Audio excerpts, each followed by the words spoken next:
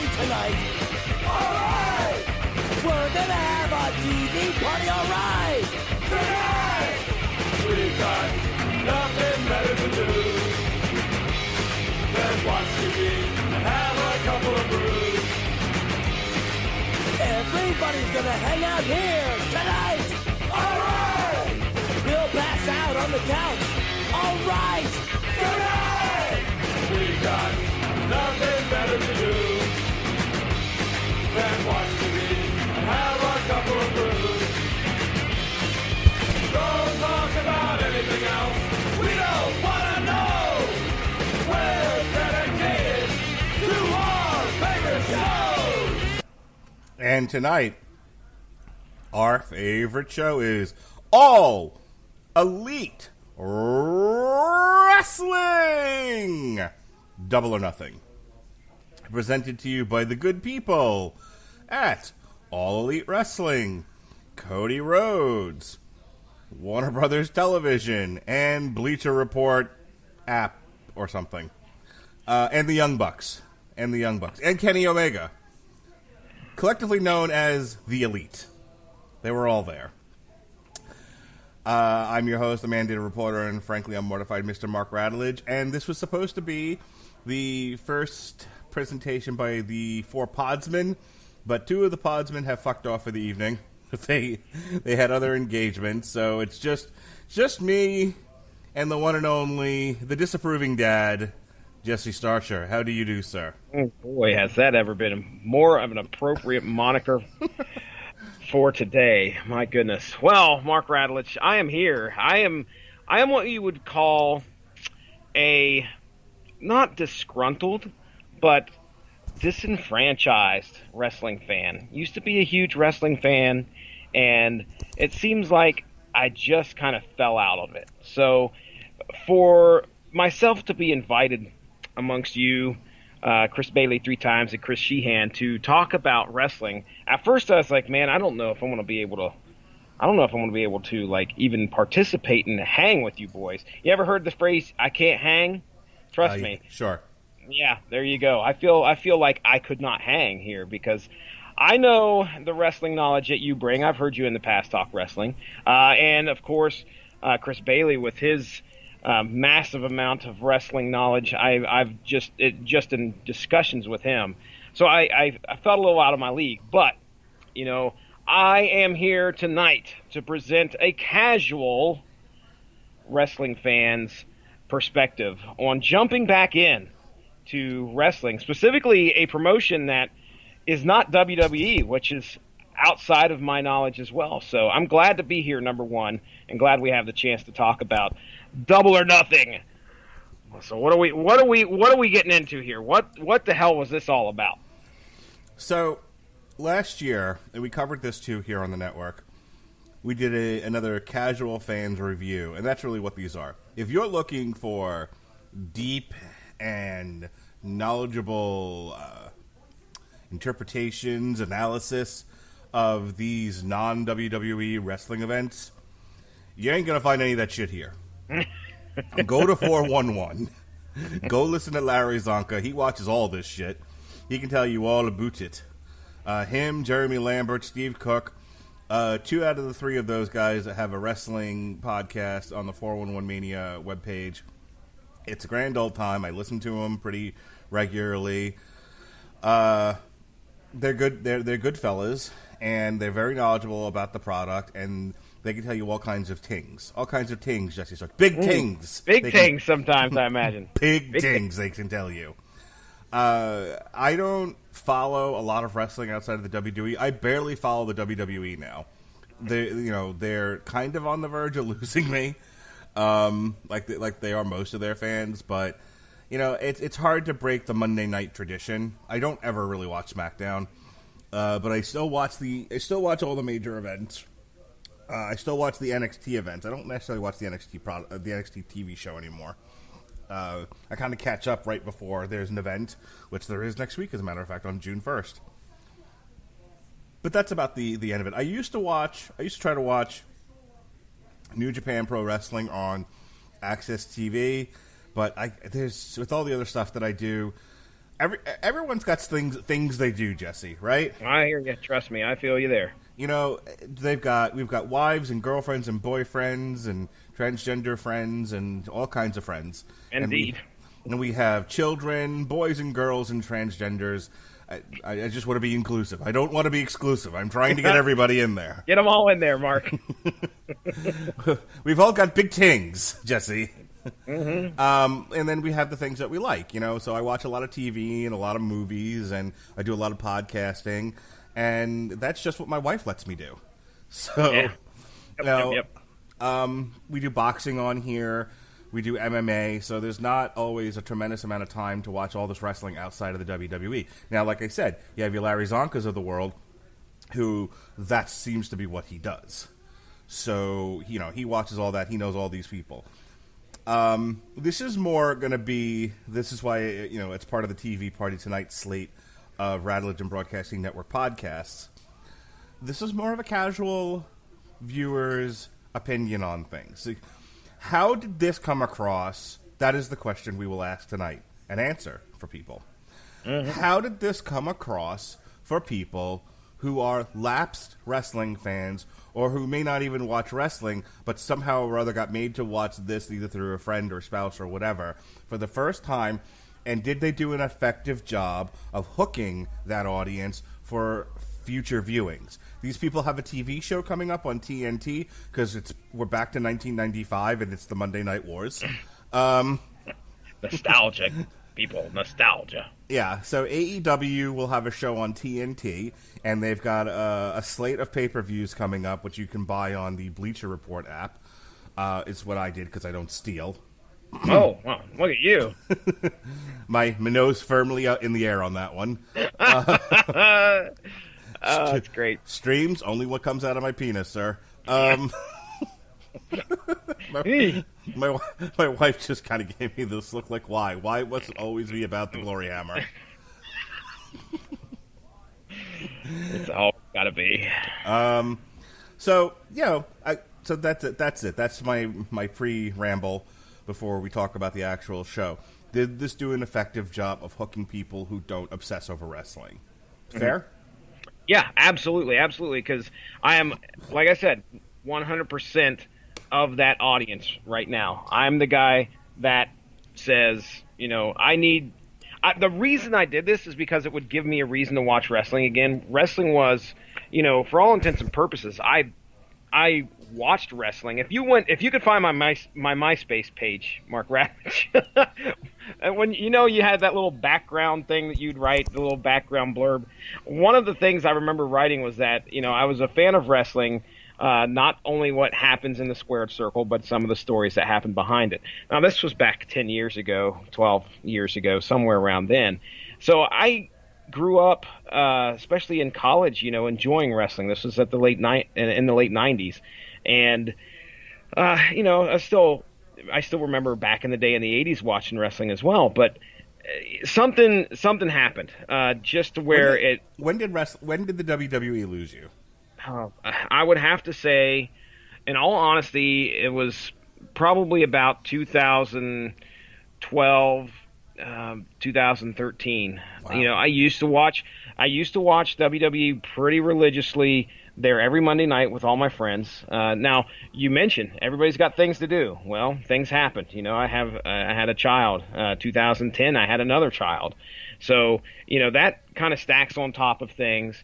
And, you know, about the fifth time I watched John Cena versus Randy Orton, I was a little like, okay, where can we go from here? What's new? I was a huge fan of CM Punk when that was going down, so I remember watching then pretty religiously, you know. But I just kind of fell out of it, and so what happened is a friend of mine. The only way I really kind of stayed up on wrestling was listening to podcasts and going over to my buddy's house and watching. Usually every month, we would sit down and watch a pay-per-view. Kind of gradually became every 2 months, every 3 months, and now it's just the big four. And hell, last year I think it was only WrestleMania. So, you know, it's just continually becoming less and less a part of my life. And the thing is that I'm friends with a lot of people who are wrestling fans. You are buddies from the Casual Heroes, friends that I knew from back then, and a lot of wrestling sites. And it just seems like the fan base they're not excited anymore. There's no excitement about some of the angles that are going on. And I don't know if that's just because we're all smart marks now or what. But AEW, I believe also in competition. AEW is bringing the competition now, just like you said, we're flashing back to the 90s. They're going to try and compete with the WWE, and that's a very, very daunting task. But now they're having the opportunity to do this, and I believe competition makes for a better product, in my opinion. It makes for fans to be happier. I was never happier than watching stuff with the NWO or stuff with the Attitude Era. So AEW Double or Nothing, let's see if it hooks me, man. Let's go through what happened on the card and talk about things. First off, 3 hours and 40 minutes was what I watched this on what I had, and that wasn't counting the pre-show. So number one, I want to go ahead and give him a strike right there because it's too fucking long. No. WrestleMania was too long. This was maybe a bit overcooked. Okay. Let me first, before we get into it, let me just say this: the WWE has had competitors. They currently have competitors. They had TNA for a while. Though TNA still exists, but it's a shell of what it used to be. There's Major League Wrestling that's out there, which I believe you can watch. Never heard of it. Yeah, Major League Wrestling put out a lot. MLW put out a lot of podcasts. That's why I'm aware of them. I think that's where Bruce Pritchard started. I feel like Tony Schiavone, that's how his got started through the MLW podcast network. They have a wrestling show. Actually, Tony Schiavone has called wrestling for them. Okay. I believe so has Jim Cornette. So that's out there for people to find. I've never watched it. I've heard it's good. Ring of Honor has been around for a long time, and it's ebbed and flowed with popularity. Depending on which wrestlers they have and don't have. A lot of the guys that are now in the WWE came from Ring of Honor. Yep. Ring of Honor was kind of the sort of spiritual, and in a lot of ways, I think the spiritual successor to ECW. And now people are like, clearly he doesn't know what he's talking about. Well, what I mean by that is, ECW really had its finger on the pulse of the up and coming wrestlers, and a lot of them kind of passed through ECW on the way to bigger and better things. Such is the case for Ring of Honor. Ring of Honor is where CM Punk started. It's where Kevin Owens started. I mean, granted, I know they have other indies, but Samoa Joe, just those three guys alone, three of them, all three of those guys have been at the top of the WWE main event scene at one time or another. So competition isn't a new thing for the WWE since the fall of World Championship Wrestling. Some of these companies get bigger than others. Some of them make bigger mistakes than others. TNA, I think had a shot, but poor management kind of tanked them, and now they're kind of they're tainted. You hear TNA and you just think Dixie Carter and all of this stuff that's happened that people didn't like and just gave up on the product. Mm-hmm. So hopefully AEW. By the same token, AEW has had the opportunity, if they choose to accept it, to have seen a lot of mistakes being made. A lot of mistakes by Ring of Honor, a lot of mistakes by TNA, and hopefully they won't make those mistakes. They've already made a few, so let's talk about them. Okay, all right. So there was a pre-show that was supposed to be streamed on YouTube. I was on the YouTube page. It wasn't streaming for me. I don't know if anyone actually saw anything, but there were a lot of comments like, not a good start, guys. Ooh, that is bad. Ooh. Yeah, I went to the Bleacher Report app at that point and just shelled out my $50, and I got the pre-show, and it just bled right into the main pay-per-view. So that's how I was able to see it. And we started off with the 22-man Casino Battle Royal. I didn't understand what I was watching. Uh-oh. So I'm looking at the wiki right here. Winner receives a future AEW World Championship match against the winner of Double or Nothing's main event. Okay. All right, so you didn't get that at the beginning, or what? Well, the problem is I came into it a little late.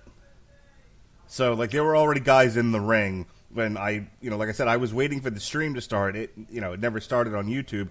So I went to the Bleacher Report, bought it, and the thing had already started. So I didn't understand what I was watching in the beginning. Like, there were guys in the ring, and it was like a Royal Rumble, but it was like every few minutes, like 4 guys would enter, I guess. Oh, okay. Sorry, every 3 minutes, 5 more wrestlers enter. Oh, there you go. Just reading, folks. Thank goodness for the internet. Yeah.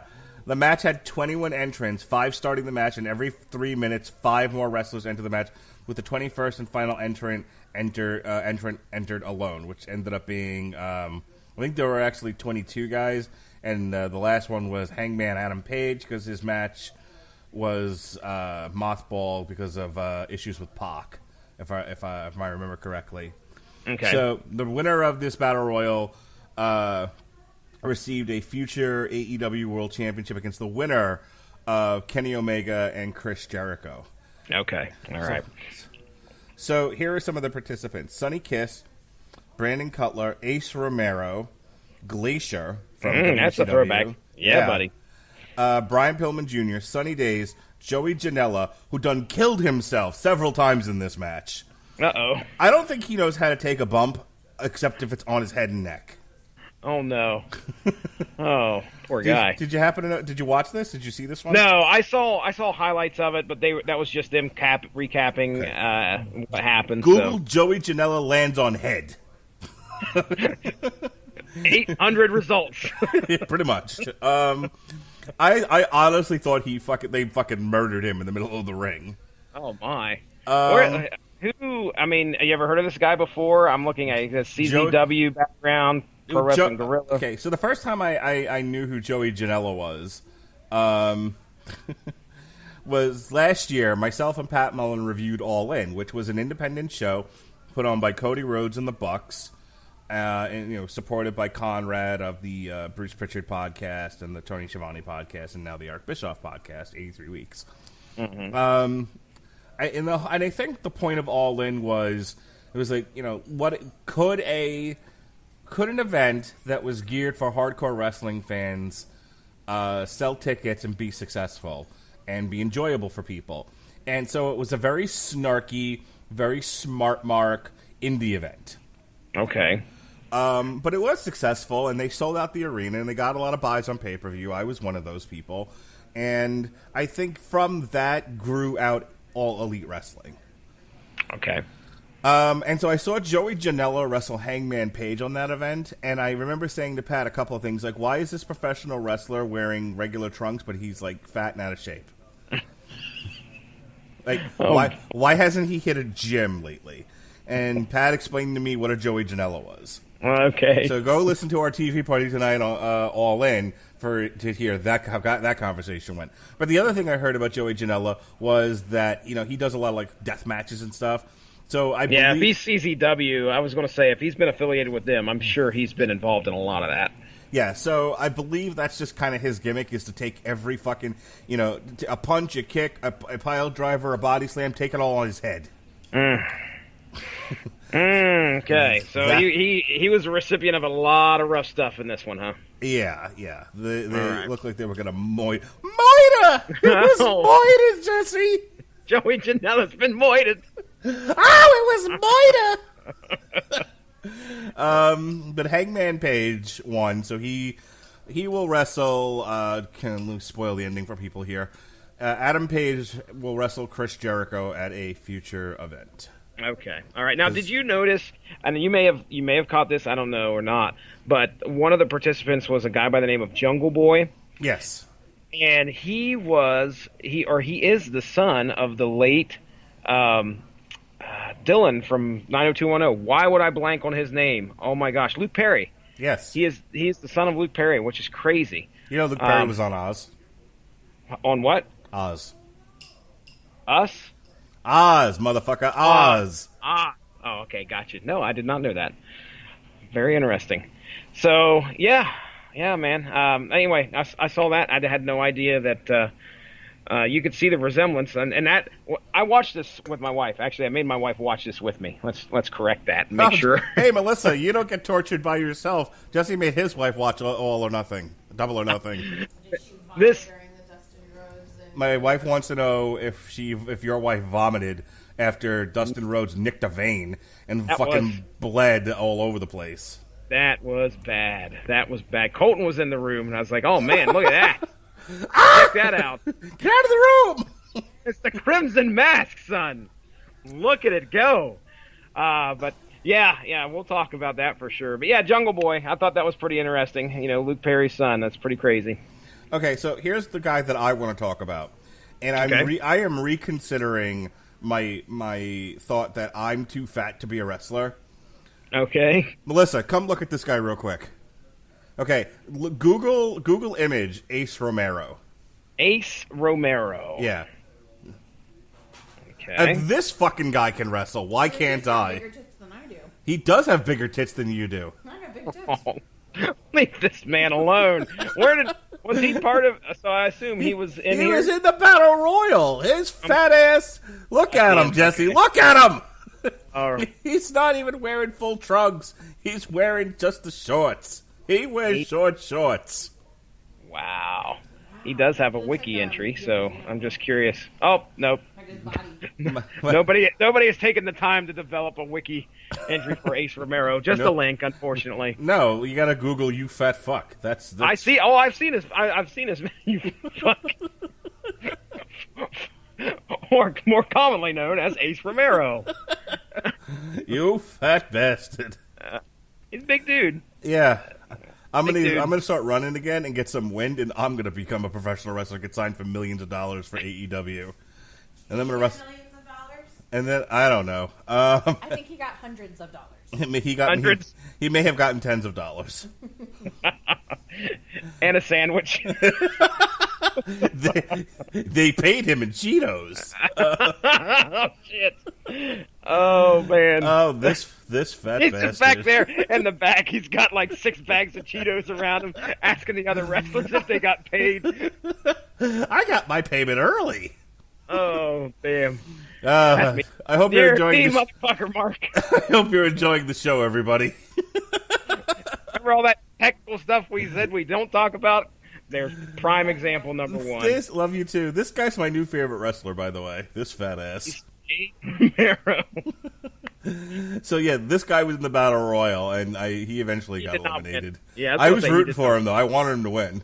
I'm hoping the WWE doesn't notice he exists. Don't. Yeah, I was going to say, don't worry about him getting signed. He's okay. It looks like there's at least one link that shows that I guess at one point he worked for MLW, and he has a T-shirt that you can buy, Jesse. Really? Yeah. I'm going to spend the next hour talking about this guy. Can we? No, you said you wanted this to be an hour long. I didn't realize it was going to be Ace Romero podcast. I was not prepared. I did not make notes. It's an hour on Ace Romero, yes, and then we're done. So his T-shirt says Ace Romero pouncing the world tour. Okay. He's an elite super heavyweight at 400 pounds. Big dude. His signature moves are the pounce, the running shotgun drop kick. Yes, this fat ass can get off of his feet. The pounce. That's and the rock bottom senton combo. Dude, senton bomb. Wow. Dude, can you imagine this ass landing on you? So anyway, enough about our new favorite wrestler, Ace Romero. I'm going to follow his career for a while. Oh, yeah. I'm going to say, off to a good start, AEW. You've hooked me. Yeah, you have. My goodness, I had no idea. And that was a YouTube match, for Pete's sake. Yeah, or at least it should have been. So here's the good and the bad and the ugly about this. Number one.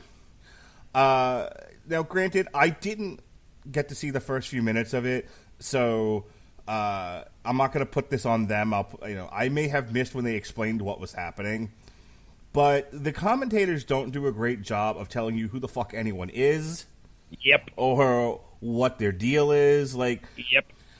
So this was my problem with All In, but what I got told was that it was basically like a love letter to hardcore wrestling fans. All the people that were at the joint New Japan Ring of Honor show at Madison Square Garden, all the people that went to, the Joey Janela shows that weekend, the WrestleMania weekend that were held in a bar or in the basement behind the door that says, "Beware the Jaguar." Did you say Jaguar?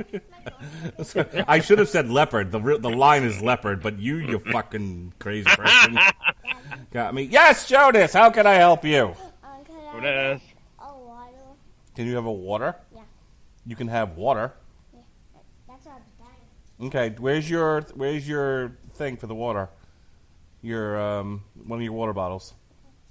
Use your water bottle. Anyway, so they don't do a great job of explaining like who people are for people who.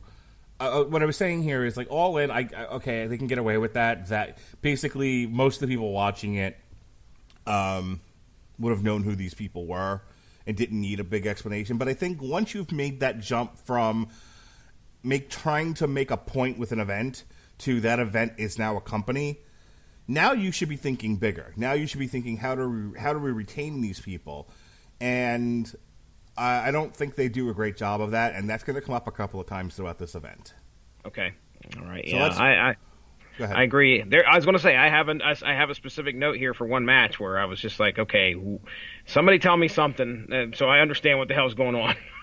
Because I don't know who's who. I don't know who the heels are. I don't know who the faces are. And I have no idea about the history of some of these participants going into this and why they're even doing it. Yeah. So, yeah. All right, go ahead. There's a lot of that in this. The second pre-show match was Kip Sabian versus Sammy Guevara. This was a fine match. It was 10 minutes. These pre-show matches are about hooking the audience, and here you had two fine young cannibals, fine young men, who are out there, and they put on a wrestling match. It was just fine.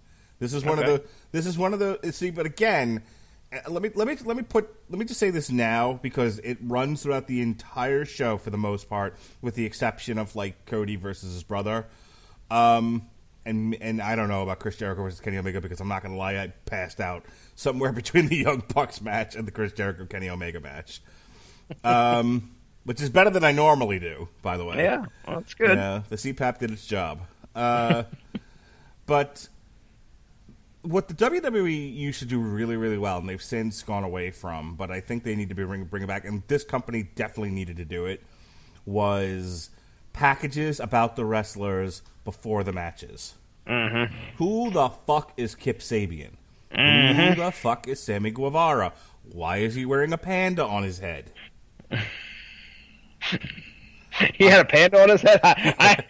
Now, see, here's the thing. Again, I didn't watch any of the pre-show, so I'm concerned as to whether there was an actual panda on this dude's head, or... Yes, it was a fresh panda that he had killed outside in Nevada. The panda wandering the streets of Nevada in Las Vegas. Some zoo is missing a panda, and we know the culprit. Yeah. See, that's already a better story than the one they came up with. The point is, tell me who these people are and why I should care. Which brings us to the first match of the night, SoCal Uncensored, who were on the All In show, which is Fallen Angel, Christopher Daniels, who needs to fucking hit a gym, by the way. Oh, wow, that's mean. Christopher Daniels used to be this really lithe, fucking phenomenal wrestler. I've actually met him in real life. He's a pretty cool dude. He wrestled for XPW when I worked there. Okay. Somebody just sent me a message, Luchasaurus for champ. Yeah, Luchasaurus, by the way, was one of the more interesting looking guys. I basically just want to see Luchasaurus and Ace Romero have a feud for a year. Oh. Oh, no. Yeah. I've got to Google Luchasaurus now because I'm curious. Anyway, so SoCal Uncensored, Christopher Daniels, who needs to lose some weight, Frankie Kazarian, who looked better with his hair. He looked more like Antonio Banderas. And some dude named Scorpio Sky. They defeated the Strong Hearts, Seema, T-Hawk, and El Lindemann, which I really didn't pay that close attention to the commentary. At this point, my son was watching with me, and so I'll just quick tell you the story. So we were kind of just fooling around wrestling. At one point, we were hitting mitts. I got him some boxing gloves and mitts. We were playing with those, and then we were just kind of wrestling around on the couch. So I couldn't hear any of the commentary. But apparently, the company that these guys work for, these Japanese fellows, Seema, T-Hawk, and El Lindemann, are Japanese. Yeah, OEW, I believe. Yeah. Or OWE. Well, apparently, Jim Ross kept referring to them as these guys from China. Oh, yeah. Well, I did hear him continually say that they were from Chinese, which I believe they are. Oriental Wrestling Entertainment, OWE. Mm-hmm. So, yeah, that's where these guys were from. So, wait a second. So, are they saying that was not what he was supposed to do, or what? Seema, Japanese professional wrestler. T-Hawk, Japanese professional wrestler. El Lindemann. I'll give you 3 guesses as to what I'm about to say. It's not Wales, ladies and gentlemen. No. It's definitely Japanese. Well, still, I think the promotion they're coming out of is Chinese, according to what I'm seeing here. Terrific. So, I mean, he's right in some part. They are from China's premier wrestling entertainment. Okay, old man fucking Ross needs to get some notes together. Okay, sure. Old man fucking Ross, I kind of I felt... He shouldn't be doing commentary like my grandfather used to talk about people. Hey, give me the Mickey Mouse and the liter of soda and that Chinese Chinaman. Come here. Pick the tomatoes. Edith! What time's dinner? Yeah, so anyway. So the match itself was fine. It was a good opener for the show. Good 6-man tag, a lot of action. I mean, I don't think any of the wrestling on here is going to be bad. That's kind of the point of the company, is to focus more on the wrestling and less on the shenanigans. More on that later. Yeah. Here's the problem. Like I said, there was no video. Like, if you didn't watch All In, you wouldn't have known who the fuck SoCal Uncensored was. Did you know who Christopher Daniel was or Frankie Kazarian? Because I remember them from TNA. Do you remember them from TNA? No. Now, the thing is that the first time I ever saw or heard of Christopher Daniels, now this guy has apparently quite the lengthy wrestling resume. However, legitimately, it was last month in April when I went to the local wrestling here in Marietta, Remix Pro Wrestling, they had Christopher Daniels versus our champion. He won the championship and then lost it a few seconds later when somebody cashed in something. So, I was actually impressed with Christopher Daniels when he was here. He was put in the ring against one of our more, I guess you would say, lucha-style wrestlers, and he did a fine job. And I remember Gavin was sitting there with me and telling me that you got to watch this dude's moonsault, which I don't think happened at all in this match. I don't recall him going up to the top and hitting a moonsault unless I had my head turned. But either way, I knew who Christopher Daniels was. Now, are we going to talk about Scorpio Sky, or was that his name, Scorpio Sky? Could we go back to the Casino Battle Royal for just a minute? Sure. There was a guy with no legs in the Battle Royal. I just need to tell you. Oh, come on, dude. No. This is something that no. Why did I not watch this? You need to go find footage of this train wreck.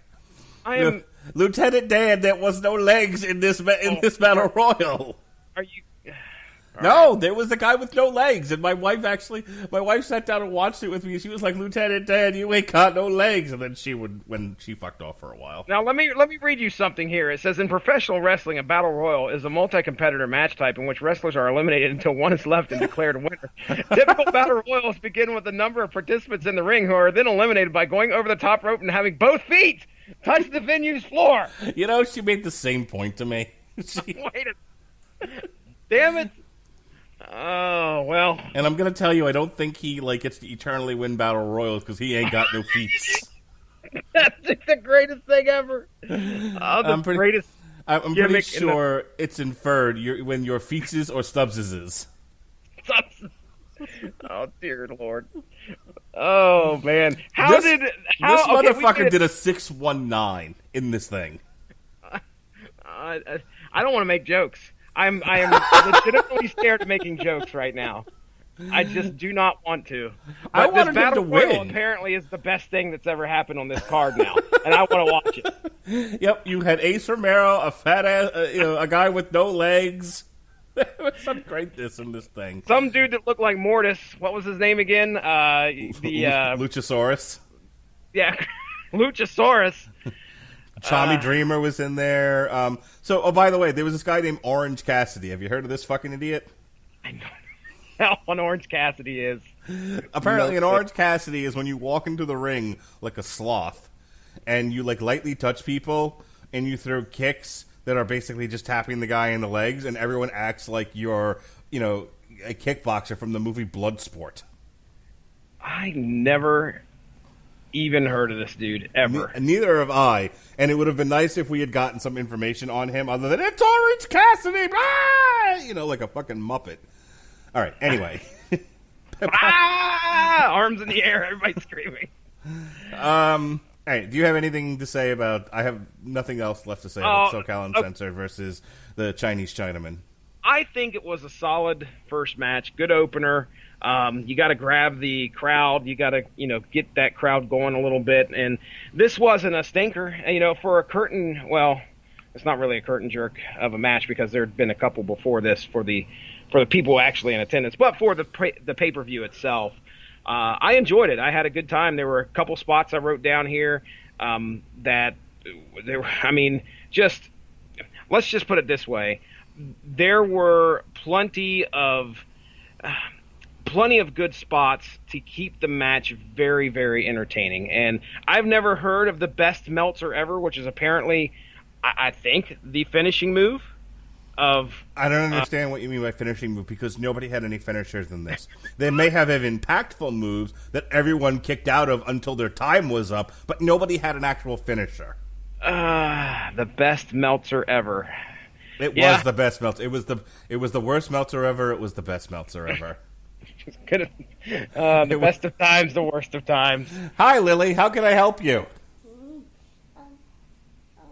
Well, hey, actually, come here for a second. So this next match that we're going to talk about was Dr. Britt Baker versus Nyla Rose versus Smiling Kylie Ray versus the return of the mighty, awesome Kong. Okay, you can stop Right. doing that. No, come here. You don't have to hug me. No, I have to hold you. You're my daughter. I have to hold you. Hi. What did you think of the women's match, Miss Brett Baker, Nyla Rose, Kylie Ray? You like Smiling Kylie Ray. Okay, this is a podcast, not pantomiming. You gotta talk. Talk loud. What did you think of Smiling Kylie Ray? I thought she was like really energetic, kind of like at the wrestling match live we went to. Yes, you compared her to Jessie. Exactly. She was okay. When she was walking out, she was like woo woo. Like, okay. What did you think of the wrestling in the match? Did it meet your technical expertise?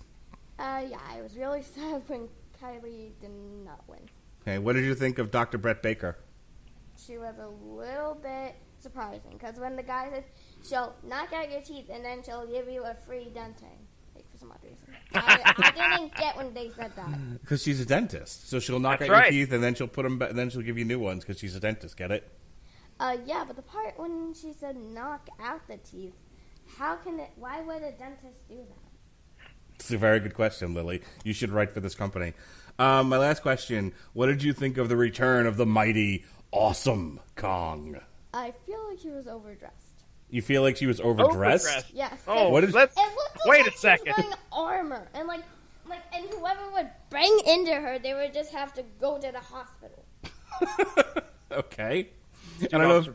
Yeah. Okay. You got all that. So you think so? If you were Awesome Kong, what would you have worn to the ring? You got to come talk into the mic. Well, I would definitely wear something similar to what the other world wrestlers were doing, like what? Something of like tights. Yes. Not a suit of armor. Yeah, because I think that would be really bad. Okay. And you were saying that Kylie Ray lost, right? Yeah. Okay. What do you want? Let's get to the meat of the issue here. What? Can I have a drink, please? You can have water. Okay. Only water. And some bread. Water. Hey. All right. And after that brilliant analysis by my daughter, Dr. Brett Baker, who was on the All In show, defeated Nyla Rose, Smiling Kylie Ray, and also I actually thought Kylie Ray and Jessie were the same person.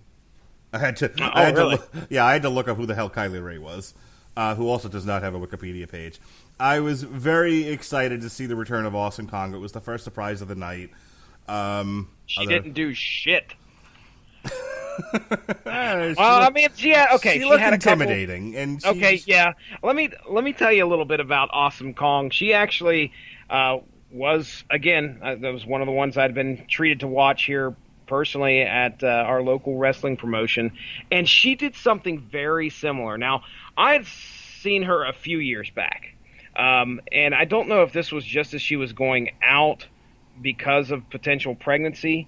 I remember that being the rumor or whatever, but she had a very limited role in the match, and I think she was going, it was either a triple threat or it was a one-on-one. I'm pretty sure it was a triple threat, but either way, she did something very similar that she did in this match, which was she got in, did a couple moves, and then lived the rest of the match pretty much on the outside. So yeah, she just did very little in what I saw there, and then I noticed that felt like exactly what she was doing here. Like she was outside, she came in, did a couple moves, and then she was back outside of the ring again, feigning she was injured or out of breath or whatever. But I wasn't too impressed. But worse than that was this Nyla Rose chick, who seemed to get involved a little bit more. However, it seemed like there was less of a ring awareness than the other two that were in there, Smiling Kylie Ray, and Britt Baker. Britt Baker, again, I've seen her in person. She's been impressive. Last show I watched here in Marietta, Ohio, was Kylie Ray was involved on the card, and she was impressive. So I knew that those two would probably do a great job, and I wasn't let down. But go ahead. Here's how I would have done this. Here's how I would have. I'm a fanfic this for you. It would have involved the Hulk. No, I'm just kidding. So I would have booked it as Britt Baker versus Nyla Rose and Kylie Ray as they did, but instead of having Nyla Rose come out to the match, I'd have had her beaten up in the back. Ooh. And then they go to announce her and she doesn't come out, so then out comes Brandy Rhodes. And instead of, Brandy Rhodes doing what she did, which was look like she was going to wrestle and then swerving the crowd, kind of, like a Stephanie McMahon kind of a thing, mm-hmm. I would have said, we don't, this was booked as a triple threat, and a triple threat is what it'll be, and then out comes Awesome Kong. Okay. That would have been nice. It would have been, I think, a little less awkward. I don't think these four knew quite how to work a fatal four-way. And there's a psychology to dealing with, the Ace Romeros of the world, and fantastic wrestler. The heavy look. My wife actually said he kind of has a body like Yokozuna. So let's take Yokozuna as an example. You don't work Yokozuna the way you work Bret the Hitman Hart. No, you do not. It's different. Right. So even though these guys can get off their feet and actually, do some pretty cool stuff. There's a psychology that if you're going to put a big person in there, they have to do big people things, and then you have to kind of work around that, or there is really no psychology to it, and it's just people doing moves. And then why have them in there? Why would you have an Awesome Kong if you're not going to present her as a gigantic beast? Mm-hmm. She needs to be a titan in there. Kylie Ray is this little chick, right? She's a little, Britt Baker is not much taller than Kylie Ray, and is also a really thin, pretty good looking model type girl. And if they're equal to Awesome Kong, why have Awesome Kong at all? Yeah. So you want to work that differently, and I don't think these four women really either know how to do that or understood it or whatever. But it felt like, Awesome Kong and Nyla Rose just kind of took each other out. And then you had a wrestling match between Britt Baker and Kylie Ray. And I'm like, okay, cool, whatever. Mm-hmm. Yeah.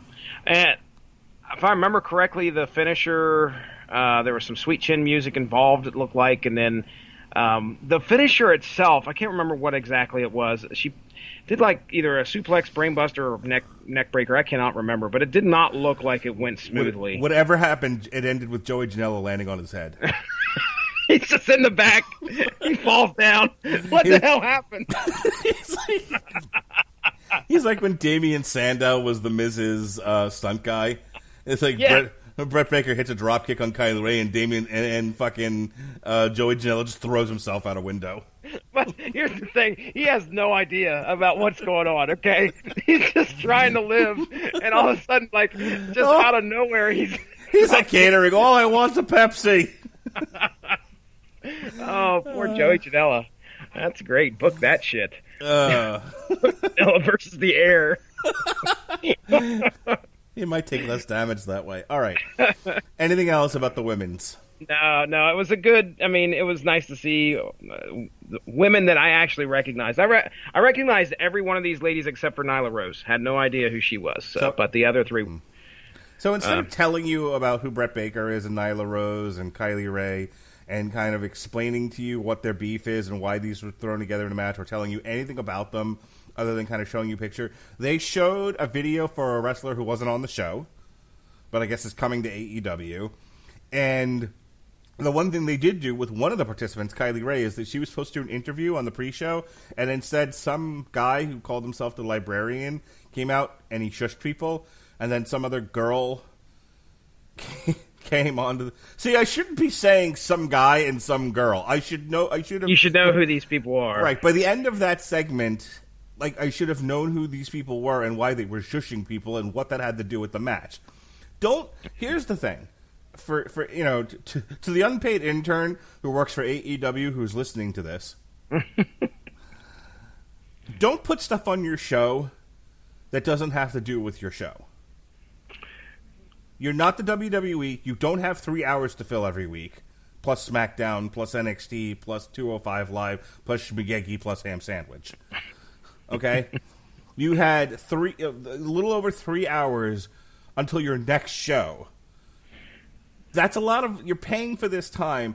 Don't waste time with shit that has nothing to do with your show, that doesn't tell me who any of these people are. I didn't get the segment. I didn't learn anything about them. And the one girl who might have benefited from us having an interview... Like I don't mind, like, if they had just interviewed Kylie Ray and she did her smiley routine, and she was like, and I'm so chipper, and I'm just glad to be here, and gosh golly, I hope I win. Okay, I know that you're a baby face, and, and I'll root for you. And my daughter will root for you, and will be invested in the match. Instead, they don't let her say anything. She just smiles like a goof in the background, and then you have these other two who weren't involved in the match. So you have a choice. If they're gonna take up her mic time, then introduce them in the match later somehow. Mm-hmm. But they were nowhere to be seen again. This feels like what I had to do was take my mind out of... I basically had to put it into independent wrestling mode. Like, I had the indies. This is going to go watch a show, and I have no idea who the participants are. And the only way I could have possibly known about what's maybe prompting the matches was to watch whatever YouTube or Twitter that they had put out. And unfortunately, that's, for me, the casual viewer, is not going to make that effort to go and try and research if there were promos done.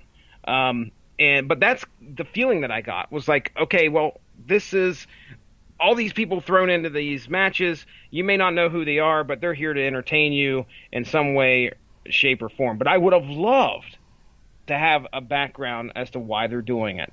And there's many times throughout here, specifically what we just talked about, as to, okay, why are we here? What is this all about? And, give these people the opportunity to kind of express who they are, do a little mic work. My goodness. But nope, it's just smack dab right into it. I mean, Awesome Kong was a great surprise. Let me tell you about the boxing match I saw last week, okay? The boxing match that myself, Sean, Pat Mullen, and Robert Winfrey and I covered. What was it? It was Deontay Wilder versus some dude. Okay, so it was on Showtime. There were 2 fights before the main event. Every fight had a package about who these guys were and why they were fighting. what they were fighting for, and you got to know them as competitors and people before they ever got into the ring. Could you have imagined how long this show would have been if they would have done that? Okay, so so let me talk about the next match then. Okay, and why this needed to be cut to 2 minutes, or cut it from the show entirely. So these two dorks called the Best Friends. Chuck Taylor, who needs to hit a fucking gym. Chuck Taylor has dad bod. Okay. Oh goodness. And some other guy named Trent Beretta. Okay. Who apparently worked in New Japan and Ring of Honor. Okay, cool. Against two guys named Angelico, who I guess worked for AAA and Lucha Underground, and Jack Evans, who looked like he just got out of high school and showed up to the event. My goodness. Okay, so here's my question. I don't understand why they were dressed as why all four guys who were wrestling each other were dressed as second-rate DX. They were all wearing black and neon green. If your competitor shows up in this, like, they don't even do this in the UFC, and they have two colors to pick from. Yeah. Okay, if one guy wears black, the other guy wears white. Yep. You want to be able to distinguish. I mean, in boxing, if two guys happen to be like wearing like this similar colored shorts, at least they put at the bottom of the screen who the fuck is who and like the difference between the shorts so that you can kind of follow what's happening if you don't know who the two guys are.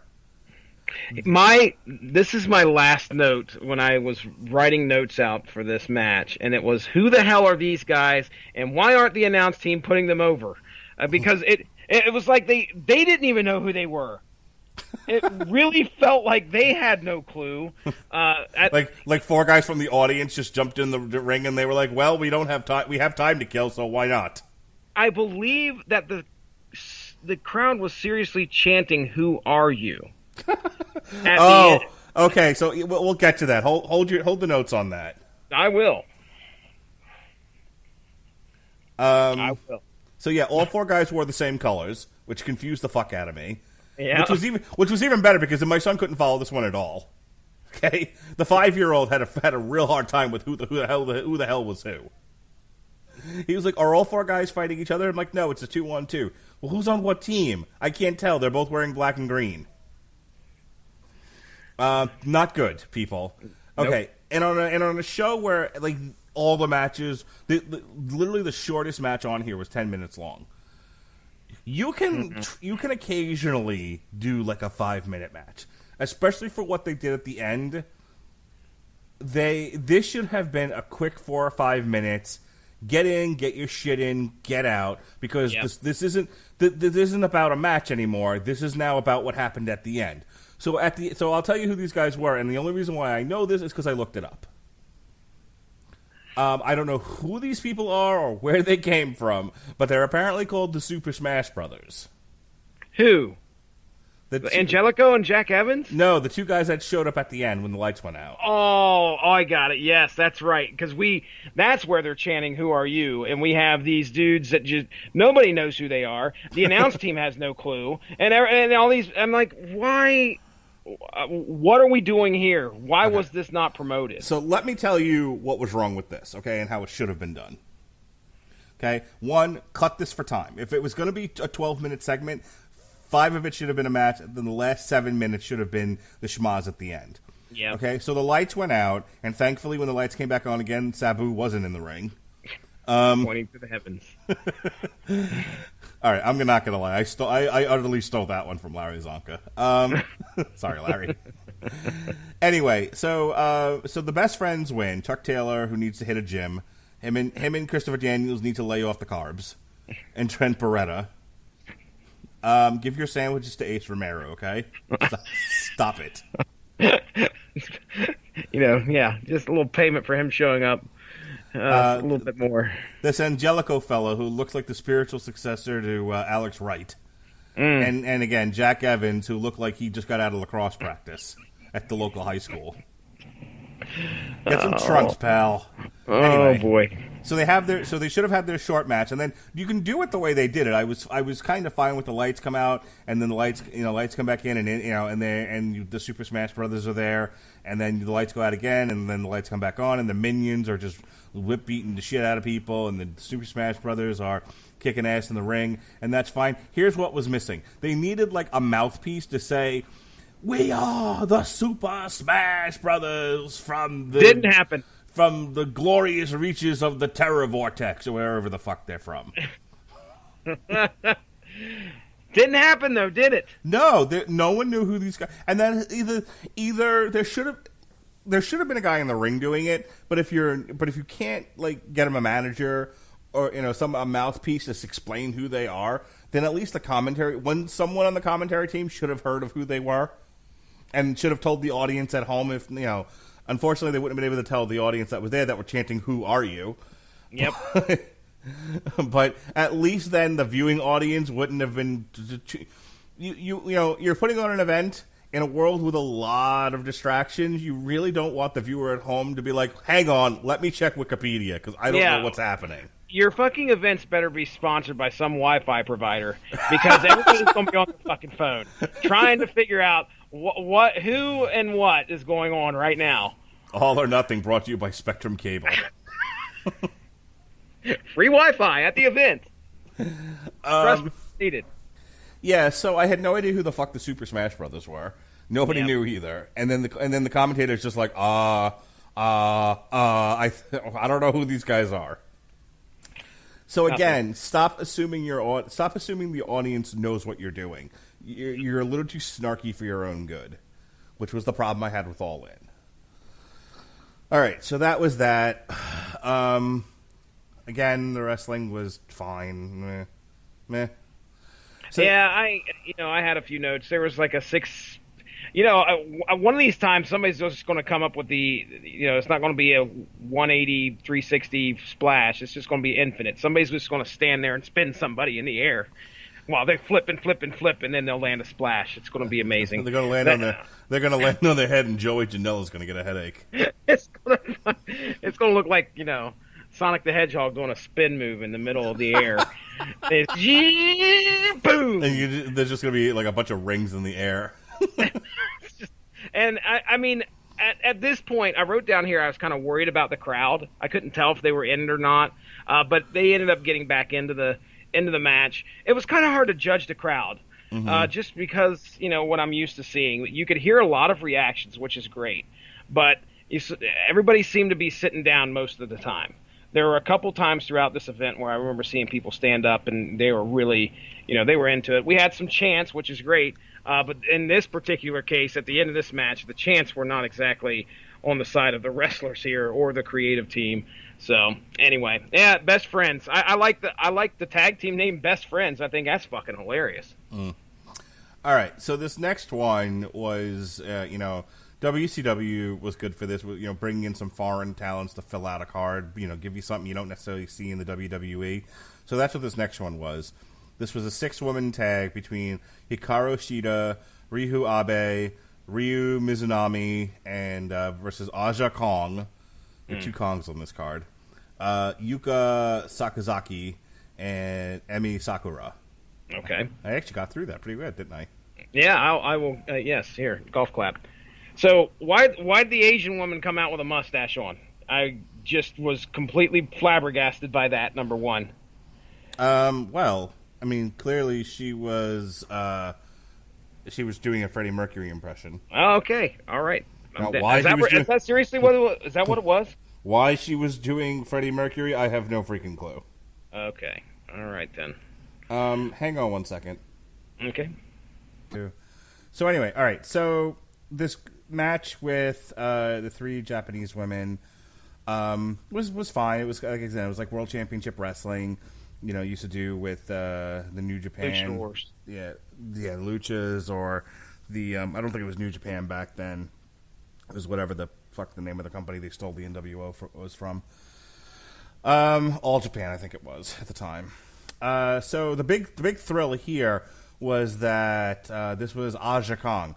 Aja Kong is almost 50 years old and looked every bit of it. Oh yeah, Yeah. There were times where she looked lost. She looked like my grandpa. Dude, when she walked out, I thought she was like chewing tobacco. Okay? Because I think she was chewing gum, but then I realized she brought her own spittoon. It's like a square spittoon, which I have no idea if that's like one of her things, is like bringing the square bucket to the ring, or the random wastebasket, which did get used in the match.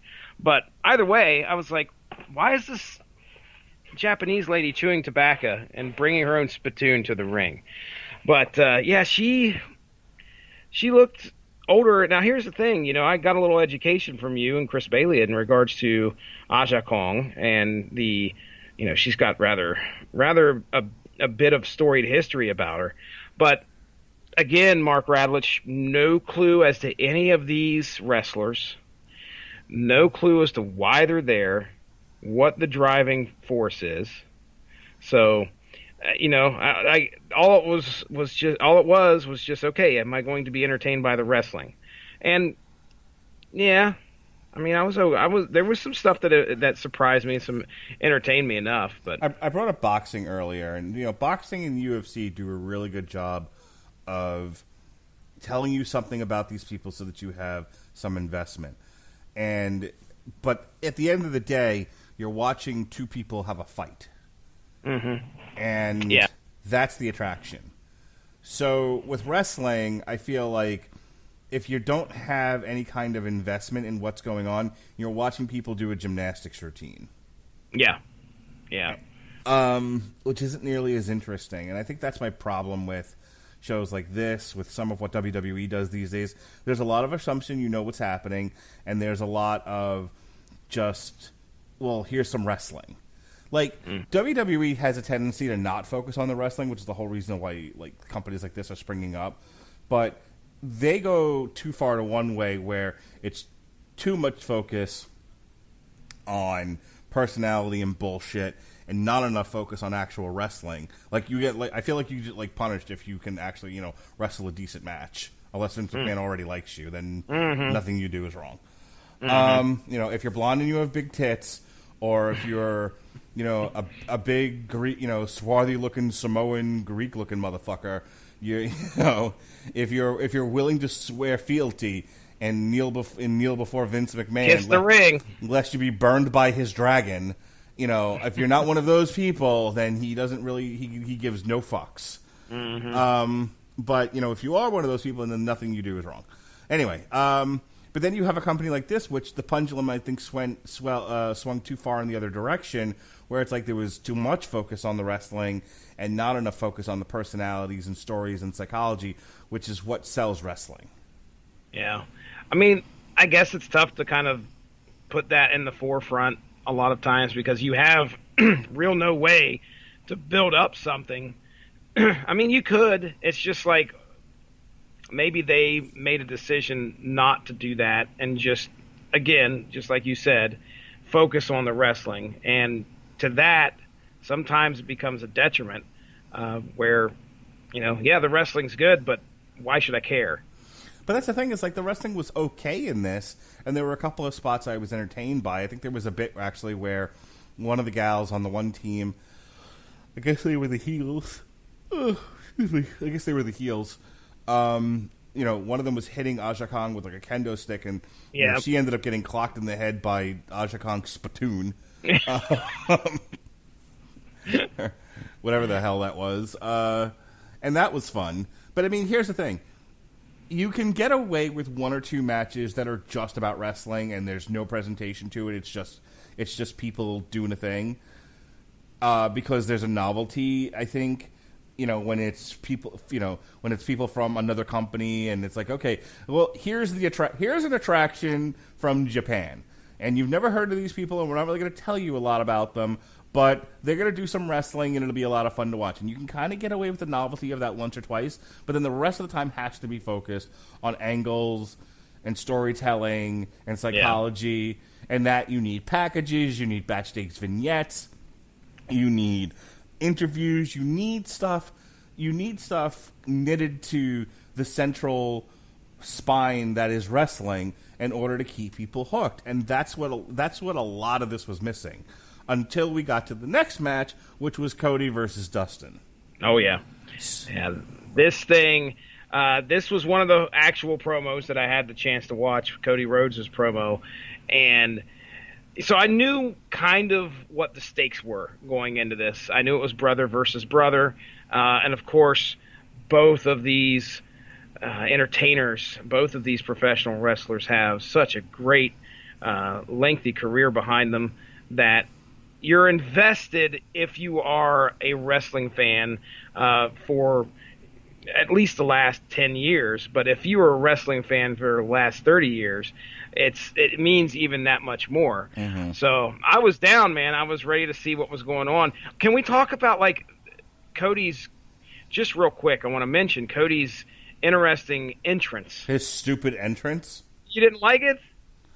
I didn't know what he was doing at first. Well, I thought they were aping. I was like, he's aping Triple H. Why is he even doing this? I didn't even get that at first. Like, honestly, it took me a minute.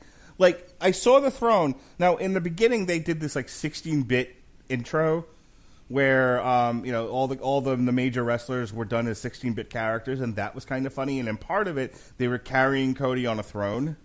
So okay. I thought he was going to sit in the throne, and a bunch of jobbers were going to carry him to the ring.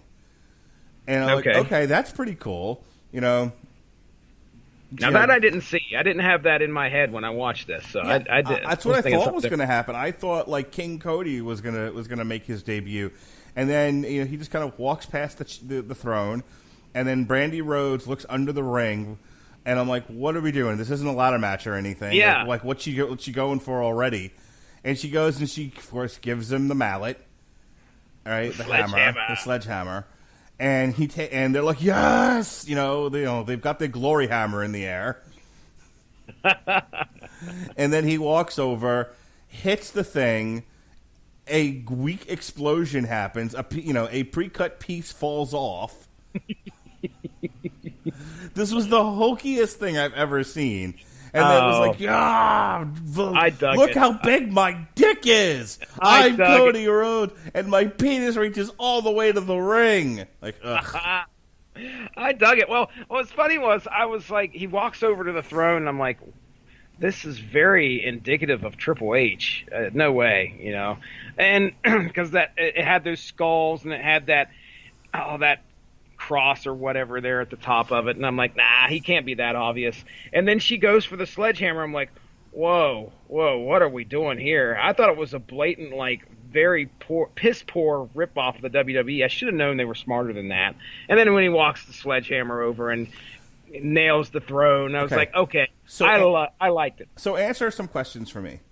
One, I don't know what his gripe with Triple H is. I mean, most of us, I think, at this point, because of NXT, don't have a huge problem with Triple H, and the problem with the product is Vince McMahon.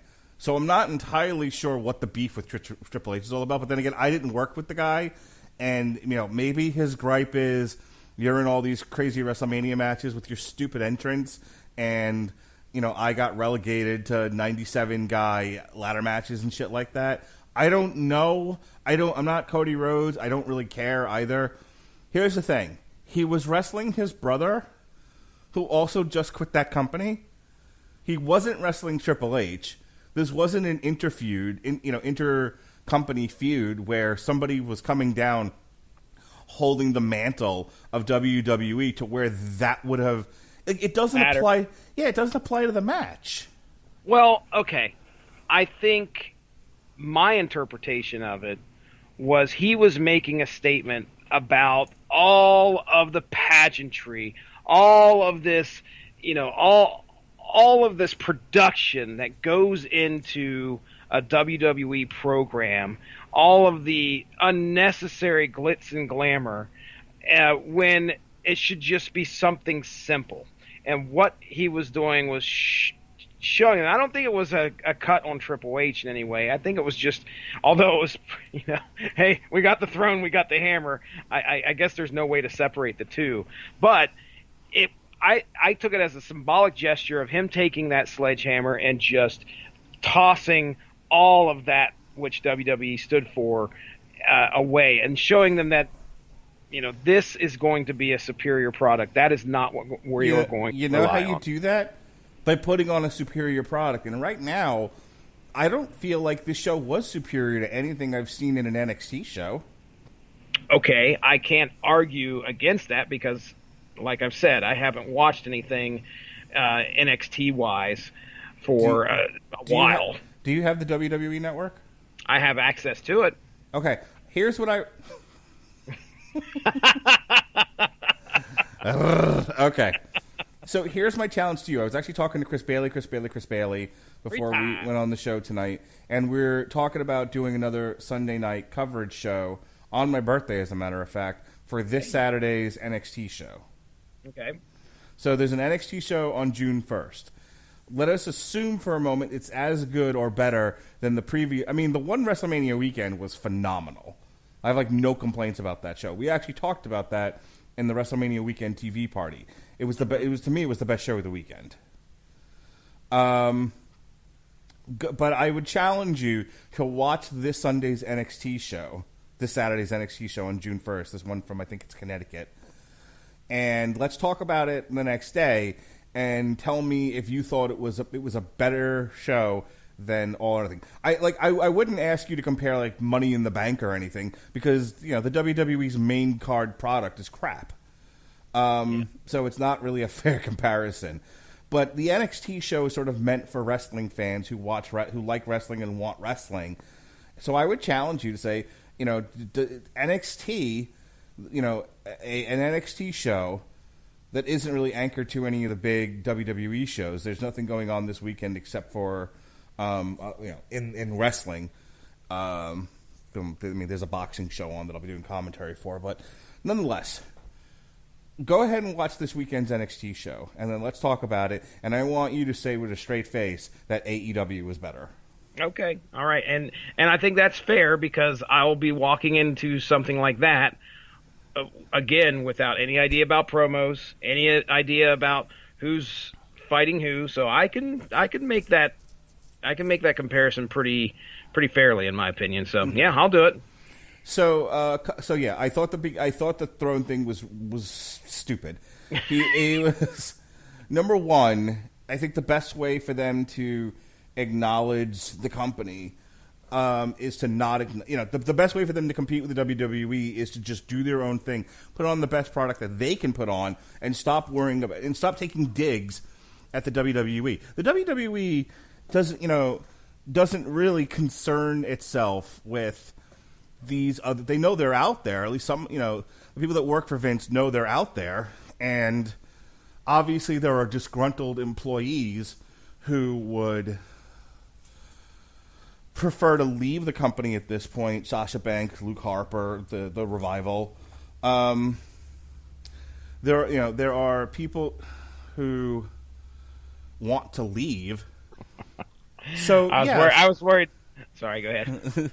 So you have all these people who, in that respect, these companies are a threat because they are now viable places for people to go when they're disgruntled. But other than that, do you think the WWE is going to take? The WWE didn't really start to acknowledge WCW until well into the Monday Night War, and that was one. They did two things, right? Vince had a personal issue with Ted Turner, and he was hurt by Hulk Hogan and Randy Savage jumping ship. Mm-hmm. Other than that, they didn't take digs at WCW. The one time they did was the DX invasion, and it was the story behind that was I think WCW kept booking buildings that were in close proximity to where the WWF was running shows, and so it was kind of like a knock it off move more than anything else, which has now become infamous. And it's oh look, and then the WCW sort of chickened out and didn't acknowledge them at the time. Though, if you ever listen to the Eric Bischoff podcast where he talks about that, he was I was in the ring at the time, and Conrad's it's fucking daylight. Virginia, what do you mean you were in the ring? Anyway, it's funny stuff. Eric Bischoff's full of crap. Anyway. Yeah. Okay, go ahead. Go ahead. No, I was going to say I listened to one 83 Weeks podcast, okay? And I could just tell. Was it Starcade 97? Still to this day, the man is like, he's just, you can't believe a word that he's saying. Yeah, you can't. He's quite the used car salesman. Gosh. So anyway, it just seems like TNA did this shit, WCW did this shit, ECW did shit like this, and they're all out of business. Yeah, they're not going to get, they're not going to get the WWE's ear in any way. Sorry, TNA's still in business, but who cares? It's just not going to happen unless it's going to be a few years, if any, to where they would have to have a very successful promotion to where WWE would be even worried about them. My impression is that if it's not something, let's do it this way, WWE is not going to pay attention to them because right now they do not matter. They're not a drop in their bucket. They're not, they can make as many comments and snarky remarks as they want, but it's not going to impact the juggernaut, the money-making juggernaut that the WWE is. And until they start seeing anything affect that bottom line, dude, then they're in nothing. They're in a 10-year deal with Saudi Arabia to put shows on there. Yeah. Okay, yeah. They've already got the money. They have a deal with Fox. They have a deal with NBC Universal for their television rights.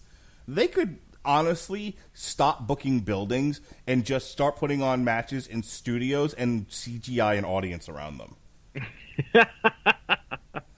As long as they put out a television product. That's true.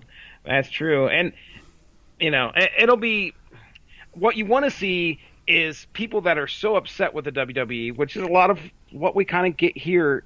These competitors are not, they don't want to be part of that WWE product. I should say some of them.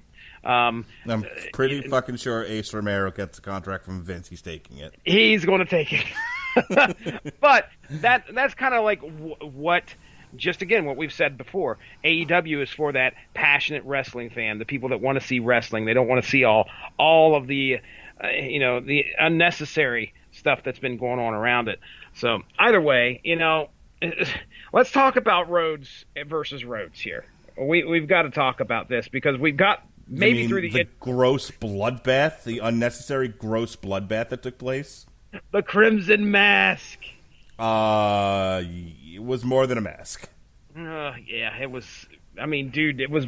There's blood on the referee, blood on the mat, blood on Cody Rhodes. There was a lot of hepatitis all over that ring. Mindy was asking me about, like, do they have to get tested? I'm like, I'm pretty sure that they've got to be tested. Pretty certain. Just to see if there's any type of bloodborne stuff before anything like that happens. I mean, yeah, one of my last notes was the amount of blood on all over just everything in the ring. What do you think of the match itself? Here was my problem with this match. Okay. So a bloodbath like this is like your third match, like conclusion, right? It's your blow-off match. Oh, okay.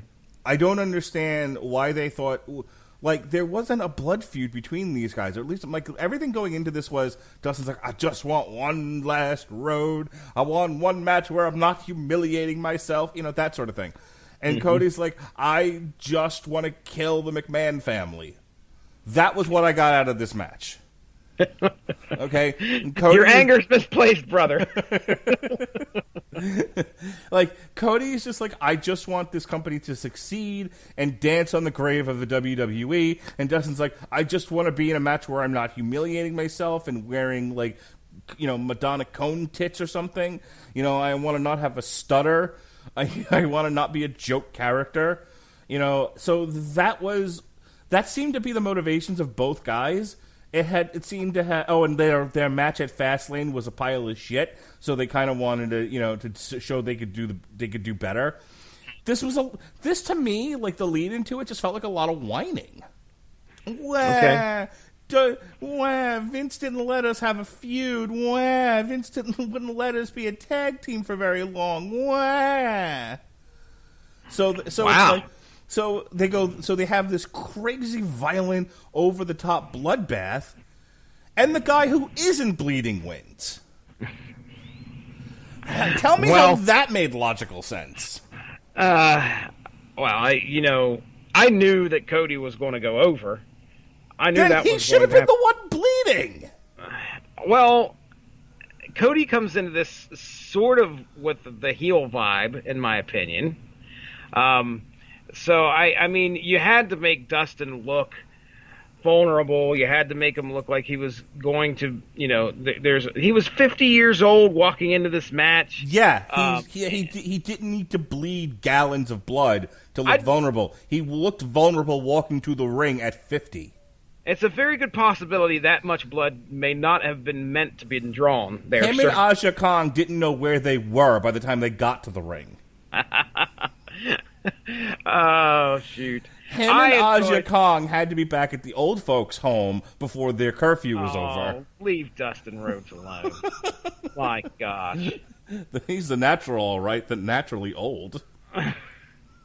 I enjoyed the match. I mean, I thought that there was plenty of, there was plenty of entertainment here, entertainment value to watch these two brothers go at it, and Cody Rhodes taking that sadistic pleasure. Hang on, I got one more. Uh-oh. Oh, no. Terry Funk looks at Dustin Rhodes and says, "Give it up, son. You're too old." Oh, jeez. All right, I'm done now. Terry Funk. He was wanting to end the Attitude Era. Cody Rhodes wanting to end the Attitude Era, and but this note I wrote down here, I think may have been, since I wrote it in this match, it's unfortunate because the next match it really did apply. But regardless, I wrote down you can't call them finishers anymore.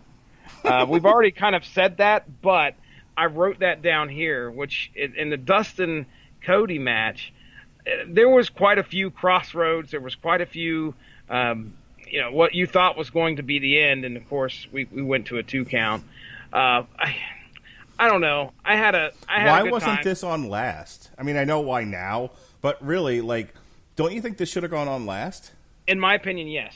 I believe that this would have been this would have been perfect ender, in my opinion. I mean, it was brutal, bloody, and the thing is that Jericho and Omega, that's been a story for years now. So I think that they went with that because Omega's clearly a draw, in my opinion, for a lot of people.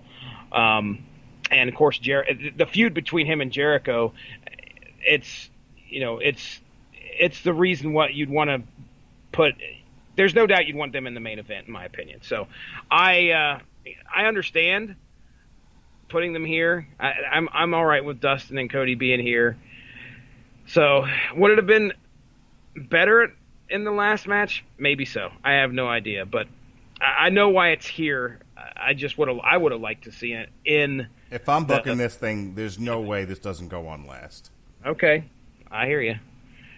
And if you're going to have somebody bleed gallons, it's the guy that wins the match, not the guy that loses. Because because again, unless there's going into this Dustin molested Brandy Rhodes or something, and Cody put Dakota Rhodes through a fucking table on her head, and Joey Janela threw himself out of building. I mean, I don't. In other news, Joey Janela is dead.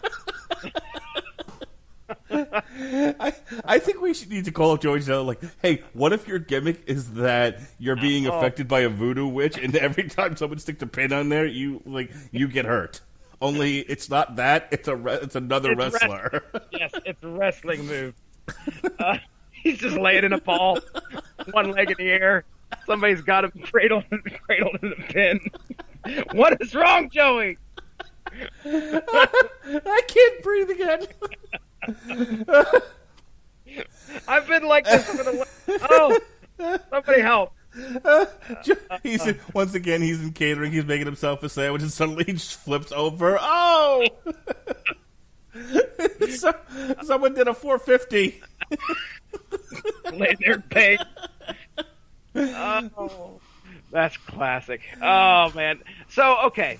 So you don't get a lot of wrestling analysis on the show, but you get a lot of humor. And sometimes that's even subject to maybe not. But the ending. Okay, so let's talk about the ending there, where Cody says, "Hey, I need a brother to help me." Are they planning on facing the Young Bucks? Is that the plan here? Okay. I think it's that Fight for Forever or Fight the Fallen or Fuck You in Your Face. I don't know. Pay-per-view. Their next pay-per-view. Fuck Your Face. No. Okay, so I'm just kind of going forward here. Fight for the Fallen. Which is July 13th, 2019. Yes, it's Cody and Dustin versus the Young Bucks. Mm-hmm. Which, okay, fine, but then don't do... most of the match was fine until he nicked a vein and bled all over the place, and then it got stupid for me. Okay. And my wife was utterly grossed out. Fair enough. I had a good time. Okay. You're wrong. Are we going to... Fuck you. Are we going to talk about the championship belt being unveiled? I mean, not a big deal other than Bret Hart made an appearance. Bret Hart doesn't know where the hard camera is. Sure. Did you notice Hart that? needs to stop smiling. He was somebody, that MJF dude was roasting him and he couldn't stop laughing. I was like, wait, Bret, he's trying to give you a hard time here, man. Get pissed. Yeah, this MJF fella, essentially doing the same gimmick as EC3, but apparently, EC3's Southern New Rich or Southern old Southern Money, I think is the EC3. Oh Jesus, the old EC3 dirty bastard thing. Yes, the old dirty bastard. Each member of the Wu-Tang Clan's a bad mother in his own right. Yeah, I think EC3 was supposed to be like the nephew of Dixie Carter, so I think he's kind of like an old Southern Money type thing, whereas MJF appears to be like a Rich Hampton's Long Island douchebag. Yeah, it reminds me of like the Mean Street, like some dude had come off the Mean Street Posse or something. Yeah, and he was fine. He was appropriately heelish. Yeah, he had good mic skills. I would give him that. I mean, possibly the best mic work of the night. Mm-hmm. Hell, I don't know who else worked the mic on the show.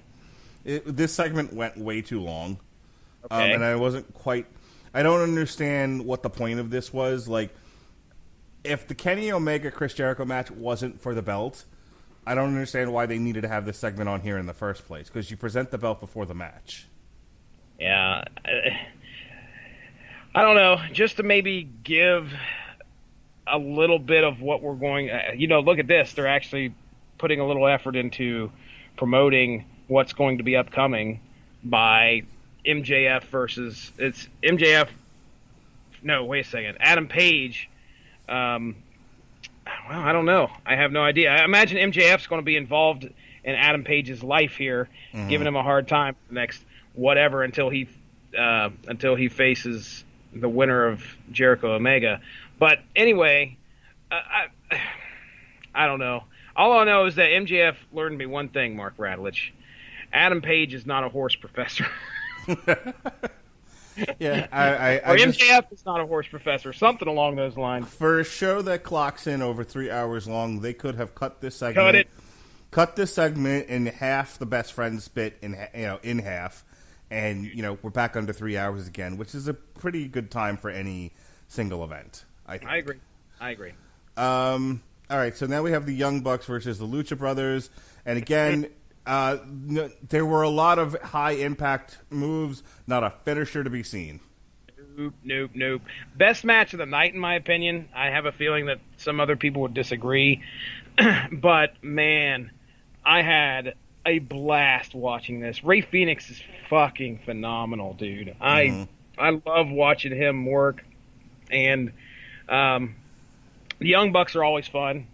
I mean, I understood a little bit of history going into this because they did a promo package for this one. So, but it was the only one of the night, other than Dustin and Cody. I think Jericho Omega got one too. Okay. I mean, if it was a small one. By that point, I was asleep. Yeah. I don't doubt that. But there were some great exchanges between the Young Bucks and Lucha Brothers. Some of the, in my opinion, some of the more just physically amazing spots that we'd seen on the card the whole time. And the Bucks end up winning with the Meltzer driver. Who is this Brad Meltzer anyway? Wah, wah, wah. You're funny. Fun guy. I'm a funny guy. But, yeah, there was another note I made during this, and this, you may have caught it, I don't know. But I was really annoyed with the way that the camera would go and zoom in on a member of the audience to get their reaction. Because I was like, this is just, if you're trying to separate yourself from the WWE, that is not the way to do it. Okay? When you're just purposely going out there and focusing on one person's face and their shock and awe reaction, I see that all the time on WWE pay-per-views. Well, that's how we ended up with Ms. Girl. Yeah, exactly. It feels like that's just a blatant rip of what the WWE is doing. If you're trying to distance yourself from them, don't do that. And that happened like 3 or 4 times, maybe even more throughout the night. So that happened during this match, and I was like, okay, let's cut this shit out. But anyway, I had the double destroyer spot that they did, where I think not Phoenix, but Pentagon Jr. did a destroyer on the outside apron, and then Phoenix went in and did a destroyer on the inside. I thought that was great.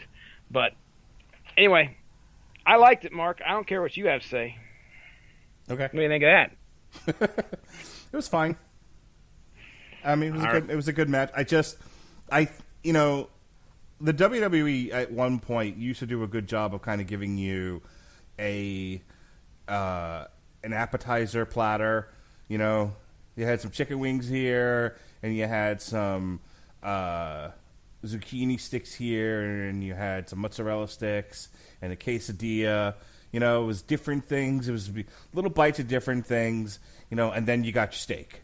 Okay? You got your Austin versus The Rock, or Austin versus Mankind with an appearance by McMahon and the Stooges. It's just, they used to be very, very good about, this is the variety show that is the WWE. So you didn't so it wasn't just here's a match, here's a match, here's a match, here's a match. Good night, everybody. And I think one of the issues I had with this one was there was some fun stuffs in the Young Bucks Lucha Brothers match, but not a whole lot that I didn't see in the SoCal Uncensored versus Chinese Chinaman. No, I completely disagree. I think I think if anything, that match was amped up to 11 with Young Bucks versus Lucha Brothers. I don't know. Maybe at that point I was just kind of burnt out. Okay. It took a little too long to get there, and by the time it was like, unless Joey Janela falls on his head again. What is he doing floating in there? Oh my gosh, it's a doomsday device. Look, 100 super kicks later. Oh, we've lost the old fat guy who was watching. Quick, get Joey Janela out here and Ace Romero. Get him interested again. I was fine. Here's the one positive thing. If people listen to this go, God, he fucking hates this entire thing. I didn't hate it at all. But I'm just commenting on, if I worked there, here's where, if I'm consulting, if I'm like, well, here's some things you can do better. This is kind of what I'm talking about tonight. I don't think you need me to tell you that the wrestling was good. I mean, everybody watching thought that. But here's the one thing I'm excited about with the Young Bucks. Other than I'm pretty sure they are friends with Jack Evans in high school, where they came from before the show. Get it? The Young Bucks look like children. Get it? I got it.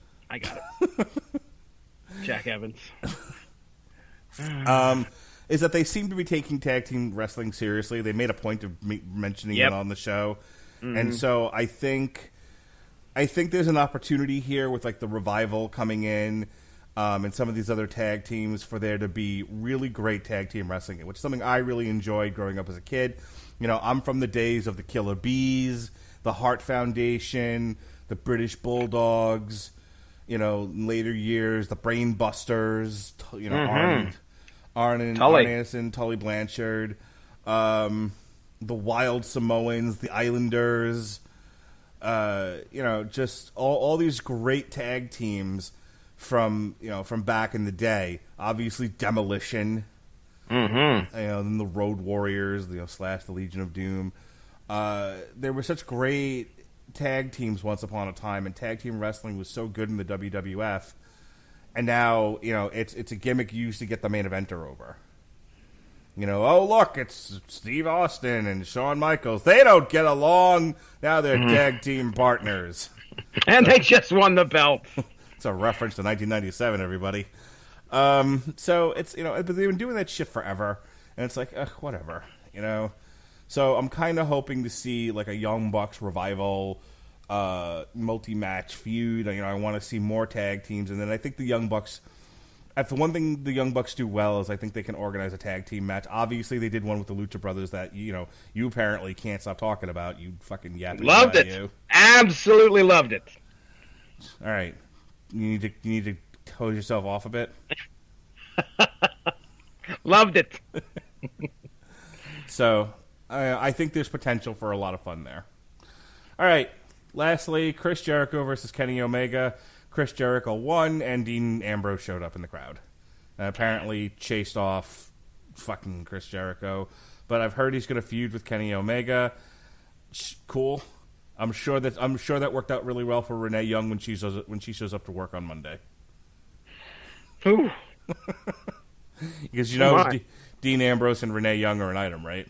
Yes, from what I heard, yes. Yeah. Okay.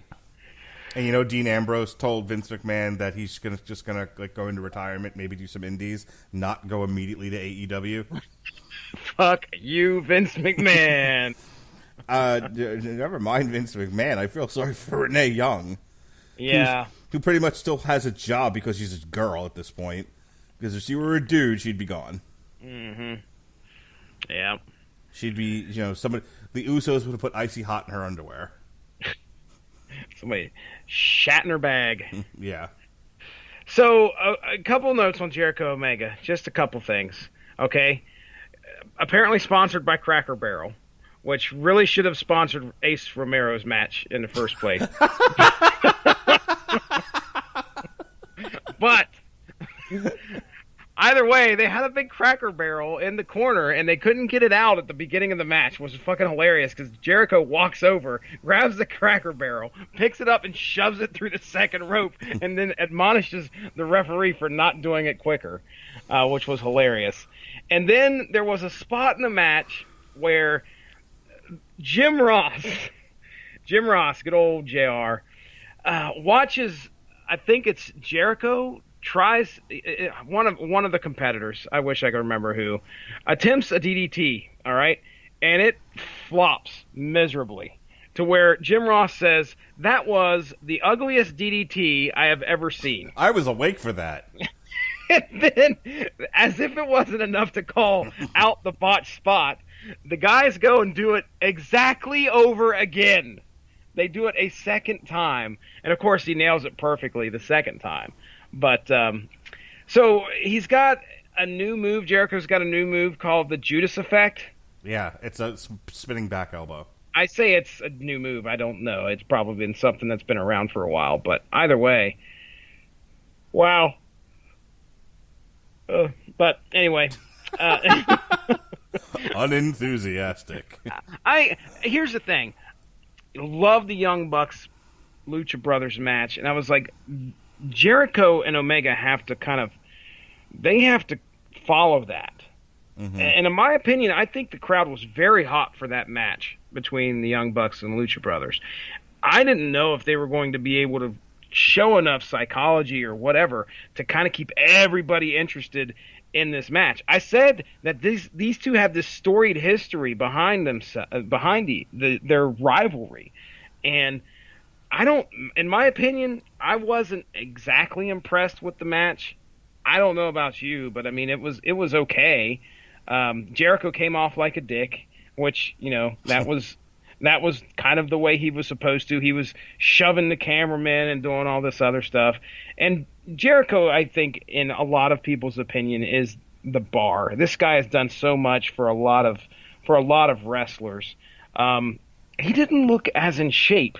I mean, it was no. He's another one that needs to hit the gym. Okay, all right, and I'm one of the guys that needs to hit the gym, but you could tell that You're not a professional wrestler. No, I'm not. Okay, but I've said it before. Like, I know I'm like morbidly obese and need to hit a gym. I'm also not a fucking professional wrestler. I sit at a computer and do assessments for a living. This guy does flippity doos. He does lion tamers. Yeah. Yes. Hit a gym. All right. Well, anyway, he just looked a little bit thicker. But in my opinion, I mean, the Jericho Omega match was okay. I honestly don't have higher opinions of it versus the match that came before it. Jon Moxley showing up. That's right. Dean Ambrose shows up at the end of this and is taking out everybody, including the ref, because he's crazy Jon Moxley, ladies and gentlemen. And then they decide to go and finish.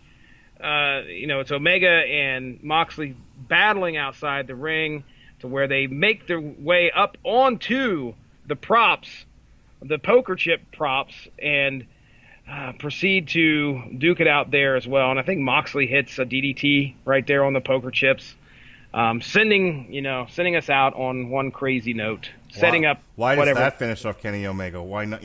Why not 100 DDTs? Why not 1,000 DDTs? Well, you see, the difference here is, Mark, he didn't cover him. Okay? Oh, okay. that's the difference. Apparently, when you cover somebody, that is when... it wakes them up? It wakes them up and they're ready to go. Yeah, but you did. Yeah, a lot of these wrestlers don't understand. You just hit the finisher and leave them lay. The 10 count hits, you win. What they need to do is give a DDT to Joey Janela on his head and throw him on top of them. Joey Janela, the unsung star of AEW's Double or Nothing. I hope some random listener hears this podcast and be like, "Hey, Joey, listen to this." Motherfucker, we could tweet his ass right now, and he would be like, "Can I come on? I want to talk about that." I'd like to talk to you about why I can take any move on my head and nothing happens. Jesus Christ. We love you, bro. Love is a strong word. Now that's AEW's Double or Nothing. Mark Radulich, what do you think, man? What is it? Too Tough for Titties? What's coming up again? I can't remember what it's called. Well, here's my rating on the show. Okay. I'm going to go ahead and give it a C+. Okay. All right. They've got some growing pains ahead of them. Certain matches should have ended the show. Other matches should have been cut short or cut entirely. Things like, if you're going to show off a belt, face the fucking hard camera, not the entrance, you old bastard. But he's Bret Hart. I don't care. If you're Bret Hart, you should know how to face it. You did it all the time in 1997 when you were yelling, "Fuck America." Dude, he fell off the stage afterwards? Is that true? He did fall off the stage. He fucking fell off the stage on the way. Okay, now here's the thing. When I watched him, because we knew... I knew that was going to happen. Nothing I've said is going to get me in any more trouble than me cackling at him falling off the stage, by the way. Oh, my goodness. When I watched him come out, he looked unsteady. Sure. I mean, he did. He honestly looked unsteady. And the point that you're making about the belt, I was just like, maybe he should have had a handler out there with him that could have actually, all he had to do was just stand. So there's a bit that Lewis Black does about George Bush having handlers, where he's like, "What is he, a bear? Like, get the meat." You gotta have somebody there at all times. Come on, George, come this way. Get the meat. Follow the meat. Yep. Just somebody bring the old title from 1997, put it in front of Brett. Come on, Brett, come this way. We won't fuck you this time. It's fine. Oh, man. Criminy. I feel so bad. This is why nobody lets me on their shows, by the way. So you're the guy that made fun of Bret Hart. Okay. Yep. And the only one laughing is Gavin Napier.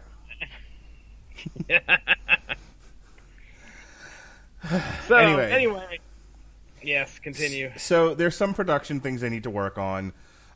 They need to be focused on making their product the best that it can, and it needs work. It definitely needs work. The wrestling is fine, but it's not the most important thing. This isn't the UFC. The UFC honestly could have shit production. It really wouldn't matter. As long as you can see the guys fighting in the cage, the rest of it's whatever. Mm-hmm. And the UFC does a pretty solid job of selling you on the fighters. Boxing, whether it's PBC, Premier Boxing Championships, which are on Fox now, or any one of there's like a zillion promotions out there.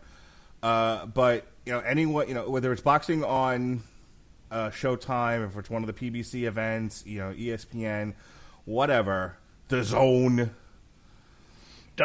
Even DAZN had better production values than this. I mean, this looked like a Monday Night Raw. This looked like one of the minor pay-per-views.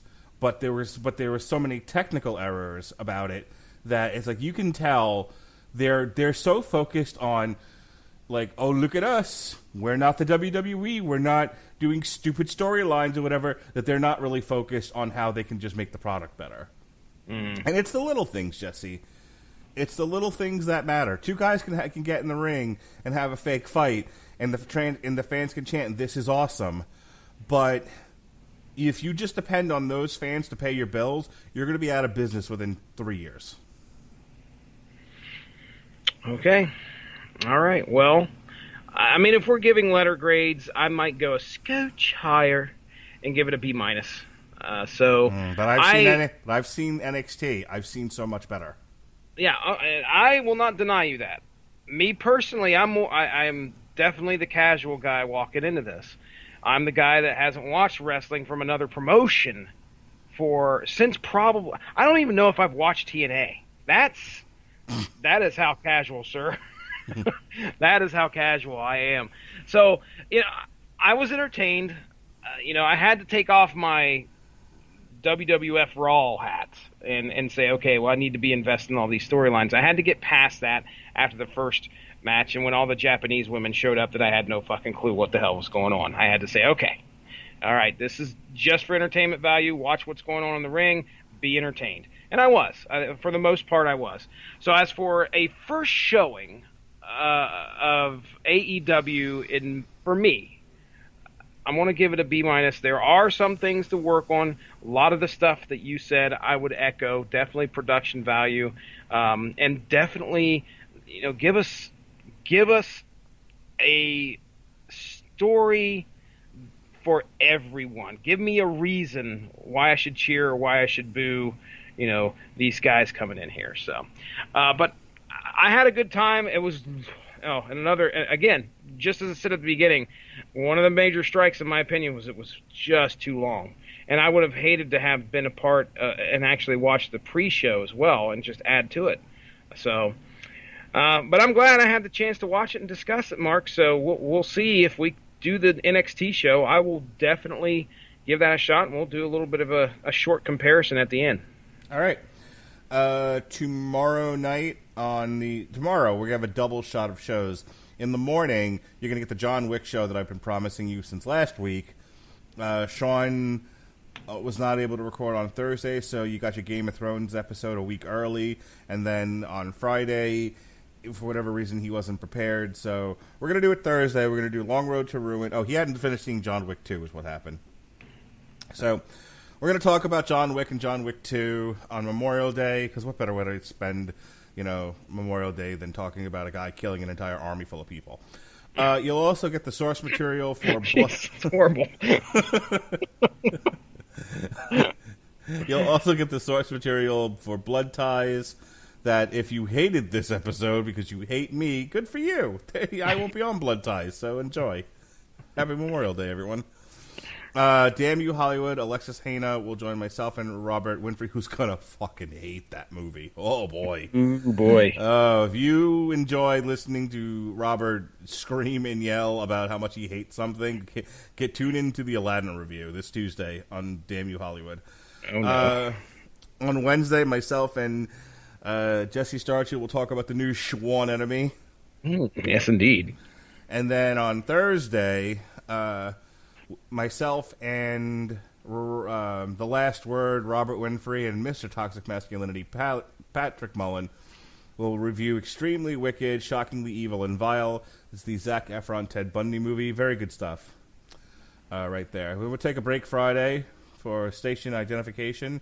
And then on Saturday, along with the NXT show, there's also a UFC fight night that you can watch, Gustafsson versus Smith. But at night, it's all about Anthony Joshua versus Andy Ruiz Jr. on DAZN. So that's your heavyweight championship boxing. We will do live commentary for that fight. It'll be a 3-man booth, myself, Winfrey, and Patrick. And then on Sunday, Chris Bailey. That fits. It fits. Yeah, it fits. We'll be joining Jesse and I, maybe, kind of, sort of. We'll just talk about the next NXT TakeOver live from Connect the Cut. On Monday, it's Godzilla, Kingdom of Monsters. On Damn You Hollywood, it's Godzilla, King of Monsters. Kingdom, get it? And then, on the 5th of June, Jesse's favorite band, Allegiant. Apoptosis. That's right. And then there's going to be an on-trial for Godzilla, the 1998 movie that everyone loves and adores. No. The following week, we've got X-Men, the Dark Phoenix Saga on Monday. Then we've got Dark Phoenix on Damn You Hollywood. And then get ready for some Marine education, everybody. It's Oakley Dokley, Howdly Toodly. And then we'll have an on-trial for X-Men 3, the one that everyone loves. No. The following week, we've got Gotham Central with Andrew Graham. We should probably remind him of that commitment. Oh, yeah, shit. Come to think of it. I might have told him the wrong date, so we might need to do that. Yeah, reach out to him. Reach out and touch him. Touch him hard. Mm-hmm. Okay. Gotham Central with Andrew Graham. And then on Damn You Hollywood, Men in Black International. And then on Wednesday, it's a Panzermensch, it's a Deflator Mouse, it's a Rammstein. And their self-titled album, Rammstein. And then the Screaming Boy podcast is back. We got we're pulling him out of retirement, Mr. Ronnie Adams is his Thank name. you, Ronnie Adams. You heard me struggling, huh? I got you back. Yes, Ronnie Adams is bringing the Screen Boy podcast back to the Rattle Legend Broadcasting Network, and we're going to talk about toxic fandoms because Game of Thrones. Mm-hmm. The following week, we've got Heroes in Crisis because Wally West caused people to write death threats to DC. Oh, yeah. Tom King. Bad. Yeah. Bad. Speaking of death threats, we're probably going to write some to the people who created this pile of shit. Toy Story 4. Ooh. It looks terrible. Fuck you, Forky. On the Metal Hammer of Doom is Amon Amarth, Berserker. And then Jesse and I are going to have a TV party again. We're going to discuss Black Mirror Season 5. Can you dig it, sucker? Sucker! I'm down. And then finally, July 1st, we've got Jessica Jones' Blind Spot on source material. We've got a TV party for Jessica Jones Season 3, the last of the Netflix Marvel shows. And then straight from the barrio, motherfucker, Upon a Burning Body. We'll review the new Upon a Burning Body on July 3rd. And then we'll break for Independence Day. And then by then, I'm probably going to be in the hospital. So there you go. Whew. All right. Anything else there, Mark? Yep, that's all my plugs. Hit it, Johnny. All right. Ladies and gentlemen, go give that Radulich in Broadcasting Network Facebook page a like to stay up on top of all the great podcasts that we have to offer. You just heard the rundown of the schedule. We talk wrestling, we talk movies, we talk TV, we talk comics, all sorts of great stuff out there. You should be able to find some content that tickles your funny bone, your fancy, whatever have you. Yeah, I don't really have much else to say. So, Mark Radulich, until Joey Janela makes it a day without landing on his head, I suggest you take us on out of here, sir. Someone send me a link to a supercut of Joey Janela landing on his head. Or Ace Romero eating a salad. I'll take either. Oh, I'm a dick, everybody. Good night.